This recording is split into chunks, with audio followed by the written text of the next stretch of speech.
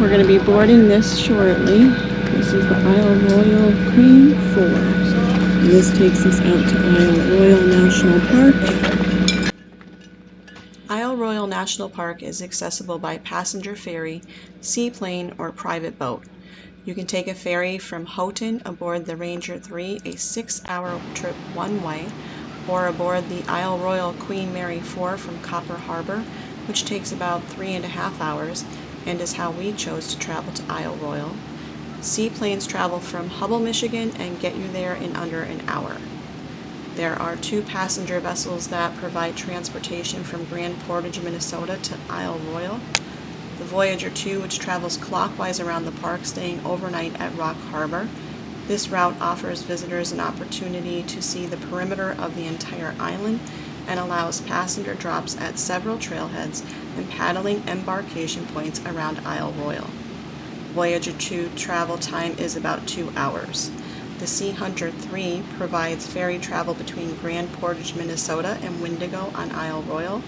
Aboard the Sea Hunter 3, guests are treated to historic, narrated sightseeing. Sea Hunter travel time is about 1.5 hours. Isle Royale National Park is one of the least visited national parks in the country. It is also one of the most revisited national parks nationwide. We booked our trip to the Upper Peninsula in January for an August visit, and the lodge was completely booked. So if you plan to stay in the lodge, book it a year in advance. Plan to spend at least 2 to 3 nights at either Rock Harbor Lodge and Cottages, the 2 rustic cabins in Wendigo, or any of the 36 campgrounds. Isle Royale is located in Lake Superior, 53 miles north of Copper Harbor, Michigan, and 20 miles east of Grand Portage, Minnesota. Actually on Isle Royale National Park.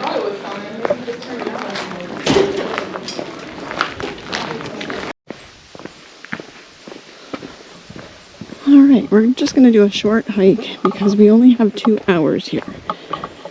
We took the Isle Royale Queen 4 out to Isle Royale National Park.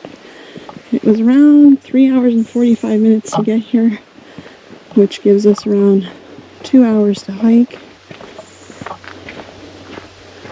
And then we have to head back another 3 hours and 45 minutes back to Copper Harbor.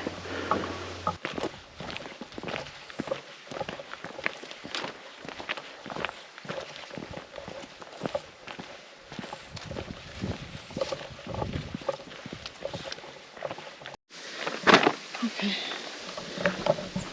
We just came across some wild blueberries.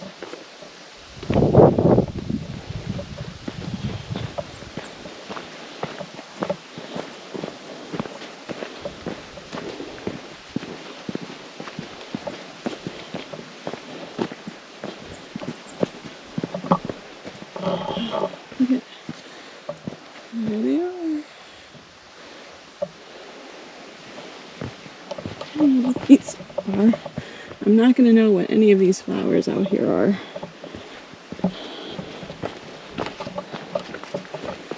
These look like wild raspberries. Oh yeah, look, there's a bunch. The bee is eating that one.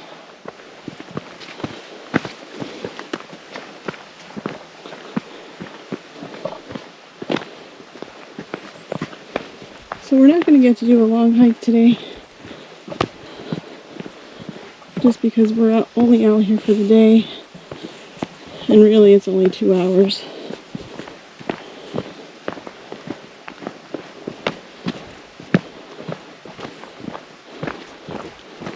But I'm in a national park, so I wanted to do a short hike.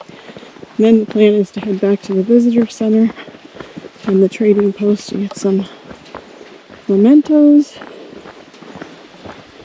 maybe grab some ice cream or something before we have to get on the boat to head back.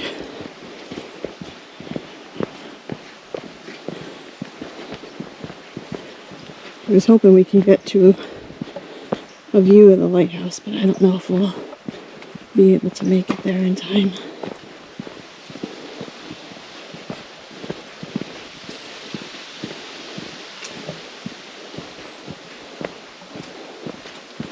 Plus, getting away from the harbor and the marina, you have a better chance of seeing some wildlife.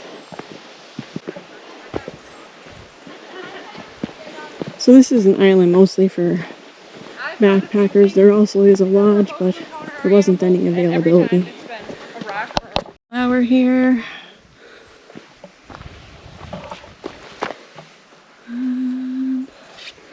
It's pretty, but I don't know what it is.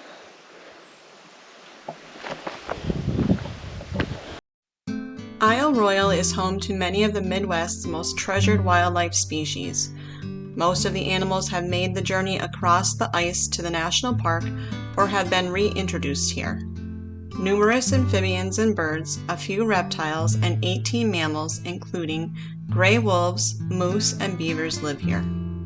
Other mammals to look for while hiking or paddling include red foxes, ermines, mink, 5 types of bats, Isle Royale red squirrels, and possibly Canada lynxes. Isle Royale National Park is an archipelago made up of over 400 islands. The main island, Isle Royale, is approximately 50 miles long and 9 miles wide, making it the 4th largest lake island in the world and the largest natural island in Lake Superior. There are 165 miles of wilderness trails, 4 lighthouses, sunken shipwrecks, and no cars. The park is open from April 16th through October the 31st annually. Ferry and seaplane service typically runs from mid-May through the end of September. The park is closed from November 1st through April 15th.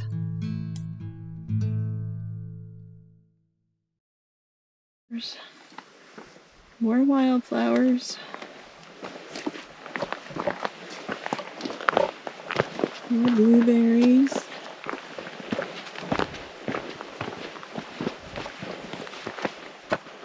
This has turned into a wildflower hike. Oh, here we go. Look at this. Wow. And we have some sort of scat here. I'm guessing that's from a fox, but I'm not a scat expert. It's definitely too small to be moose.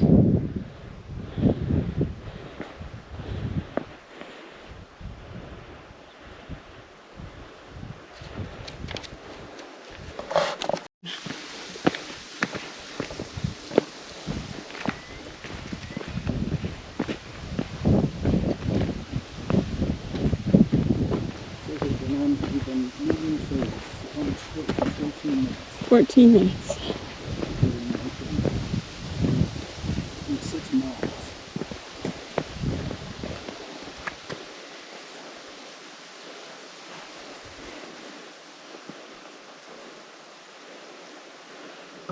I don't know if that's considered a shoal out there or an island. You can see it through the trees there. There's a couple trees in it.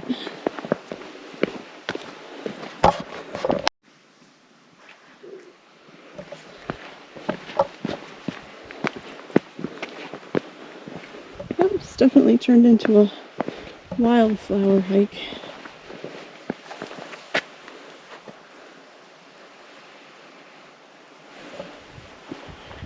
That's all right, we'll take it. Ooh, and some boardwalk.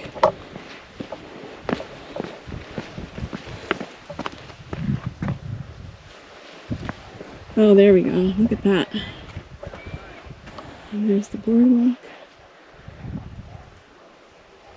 I was like, who's talking? They're out on a canoe.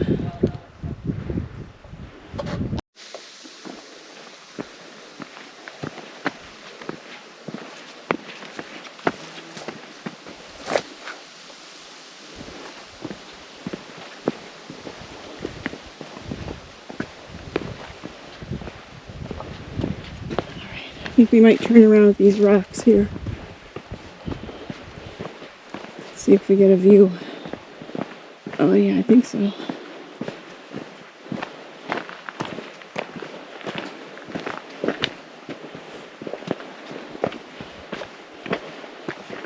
Nice.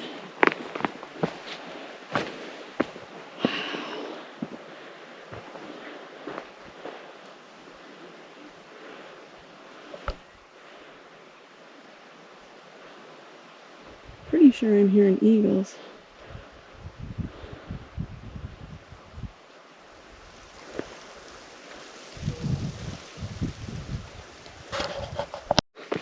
Alright, that beautiful last view was our turnaround point.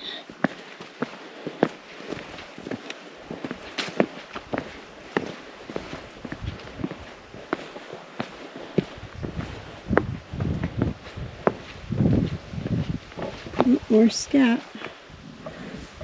I'm guessing fox. You don't think that's moose poop? No, I have a feeling moose poop would be a lot bigger than that. You think? Yeah.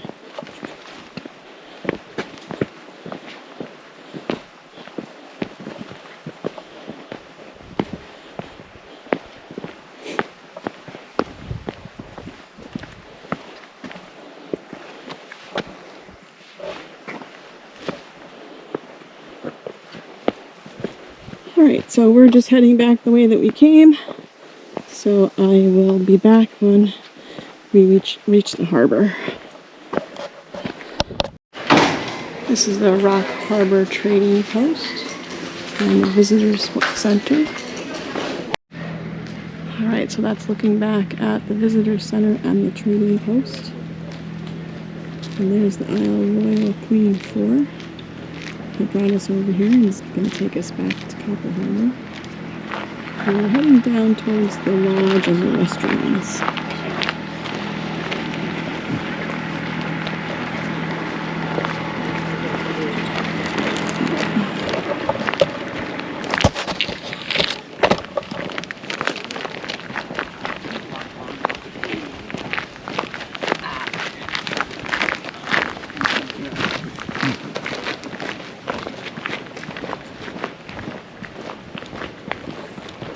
I think they might have ice cream down here.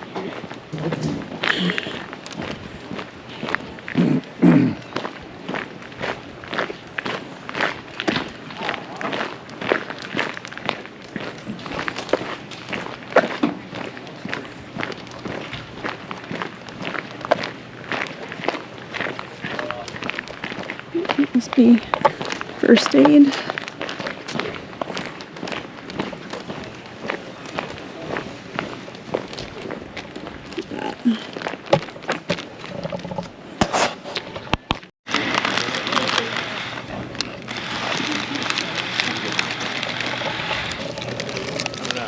Went with the Oreos cookies and cream ice cream sandwich.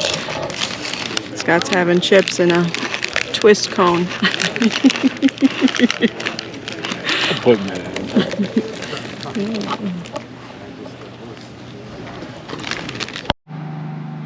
We are back aboard the Isle Royale Queen Mary 4. It should be around a 3.5-hour journey back to Copper Harbor. We enjoyed our short time on Isle Royale. I regret not being able to spend a few nights on the island, but as I said, there was no availability during the time that we were in the area, so we made the best of it. We were able to do a short hike, visit the Visitor Center and Trading Post to purchase a few souvenirs. We picked up some ice cream from the Greenstone Grill by the lodge and sat by the water to eat it until it was time to head back over to the dock to board the ferry back to Copper Harbor.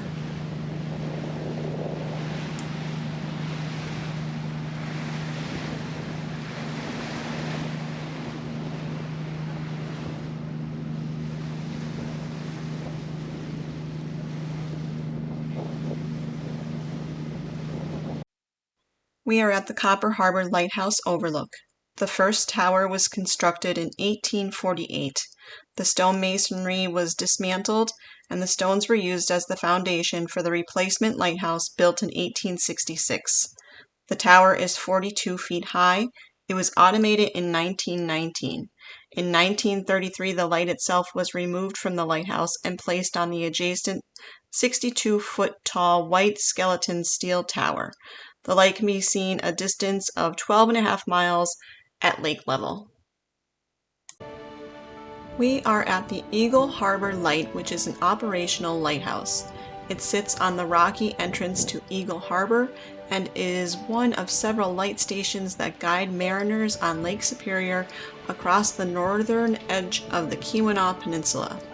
The original Eagle Harbor Light was built in 1851. The structure took the form of a rubble stone keeper's dwelling with a square white painted wooden tower integrated into one end of the roof. The structure was deteriorating and was replaced in 1871 with the current red brick structure. The octagonal brick light tower is 10 feet in diameter with walls 12 inches thick, and it supports a 10-sided cast iron lantern. The tower is 44 feet tall and it was automated in 1980.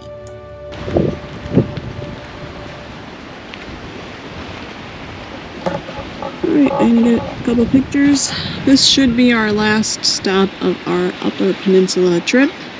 Thanks so much for following along, and I'll catch you on the next adventure.